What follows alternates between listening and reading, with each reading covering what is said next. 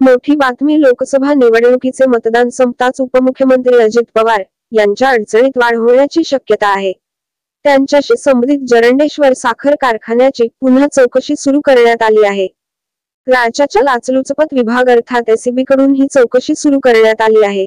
जरंडेश्वर कारखान्याची चौकशी म्हणजे अजित पवारांसाठी हा मोठा धक्का असल्याचं मानलं जातंय। लोकसभा निवडणुकीचा चौथ्या टप्पा संपताच पुढे एसीबी कडून ही चौकशी सुरू करण्यात आली आहे। साताऱ्यातील अजित पवार यांच्याशी संबंधित जरंडेश्वर कारखान्यातील कथित गैरव्यवहार, कोरेगाव येथील भूखंड आणि डिस्टिलरी प्रकल्पासंदर्भात ही चौकशी सुरू आहे। जरंडेश्वर साखर कारखान्याची पुन्हा चौकशी सुरू झाल्याने महायुतीत सर्व आलबेल नसल्याची चर्चा आहे। लोकसभा निवडणुकीच्या चौथ्या टप्प्यानंतर अजित पवार यांनी महायुतीच्या प्रचाराकडे पाठ फिरवली होती। अजित पवार हे भाजप, शिवसेनेसोबत सत्तेत गेल्यानंतर त्यांना दिलासा मिळाला होता। ईडीने जरंडेश्वर कारखान्याची चौकशी करून चार्जशीट दाखल करताना त्यातून अजित पवार यांचे नाव वगळले होते।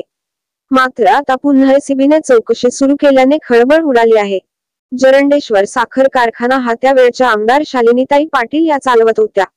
त्यावेळी कर्जात बुडालेल्या या कारखान्याला वाचवण्यासाठी त्यांनी आटोकाट प्रयत्न केला, मात्र त्यांना यश आले नाही।